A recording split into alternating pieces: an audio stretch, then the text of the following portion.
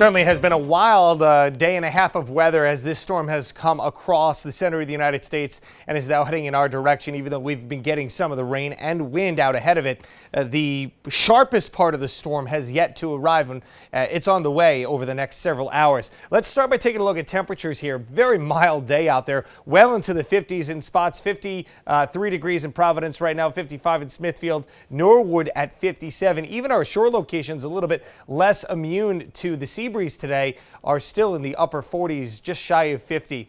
We have a drastic temperature drop on the way. Now, it may not be as drastic for our neck of the woods as it has been for parts of the central and northern plains yesterday, although they've warmed up significantly today. But that wave of colder air, you can see where it is now from the Great Lakes all the way down to Texas and the southern plains. Talked about those wildfires with some dry air and the wind accompanied here. Got some bitter wind chills tonight. Those will be making their way into southern New England. Just incredible to see some of those 24-hour temperature change numbers from 30 to 50 degrees. And believe it or not, it was even a little bit bigger than that yesterday.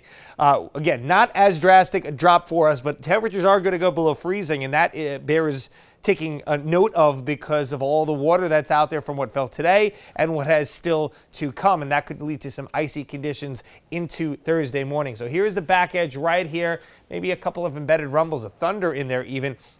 But the wind gusts are going to pick back up along this line as it moves through. A couple of showers out ahead of it. Starting to see that radar filling in a little bit now, kind of from both directions, not just the west, but also from the south. So definitely need the poncho out there, the rain coat this evening. I would say umbrella, not the greatest idea because of that, again, wind component as it's going to pick back up. We haven't had a ton of rain here over the Ocean State, less than an inch from what fell last night into today.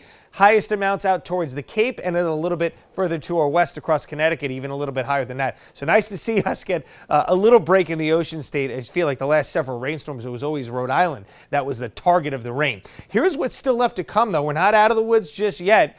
Probably another half an inch, pushing upwards of an inch, especially in the spots in blue here. I would say probably just shy of an inch, but we'll go half an inch to 3/4 of an inch still to come as, again, that heavy rain off to the west. Watch how it just blankets over us over the next few hours. You see those embedded yellows and oranges. Those are the downpours right there. And then what's this? Wintry weather. Yeah, a quick little burst of snow on the back edge of this storm here. Now, it's not going to lead to any accumulation, but it does signal the arrival of those colder temperatures. And you can see the wind gusts as well. We have them on here. Those aren't temperatures. Those are wind gusts, 35 to 45 miles per hour. They'll die down a little bit, but it still remains blustery into the day tomorrow. We get the sunshine back, but the wind chills, they are going to be bitter. Again, right now we're in the upper 50s in spots. Take a look at what's going to feel like as we head into tonight. Falling fast, 30s to 20s to eventually teens, 10 to 15 degree wind chills by tomorrow morning. Not going to be much better throughout the day. So again, watch your icy spots tonight after midnight as those temperatures drop below freezing. We'll see that brief little burst of snow and then the precip shuts off. We've got nice day tomorrow as far as sky conditions. Not a nice day as far as temperatures though. It'll feel more like the 15 to 25 degree range here with that gusty wind. Quick check your 7-day. Friday, we start off March on a very nice note, sunny and comfy out there, mid 40s for highs. We're into the 50s over the weekend, but showers are going to be around and could put a little bit of a damper over parts of the weekend. Maybe a break on Monday before more showers setting up into the middle of next week. Hey, we asked you for your weather videos and you delivered on our Now Local News app today with the stormy weather coming on through the rain and the wind. Here's our first submission from Brooke in Newport this morning showing how much the wind was driving some of those choppy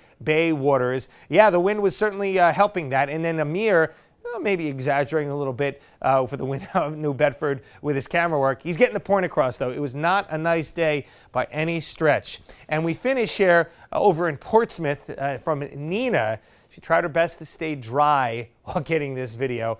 It's tough to do that at times today, John. But again, we got a little bit of a break, at least this afternoon, in terms of the rain and the wind. But we've got that second push of the storm coming up tonight. So it'll be a couple of rough hours here as we head towards the midnight hour. We get that little burst of snow. Yeah, that's the thing that gets me, Jeff, is the drop in temperatures. That dramatic. We're mild today, mid-50s or whatever it was, down to, what do you say, 20s, 30s? To upper 20s here in the city tonight. Most of us will be about the same, but it's the wind chills down in the teens. And it's not like, we just had one mild day here.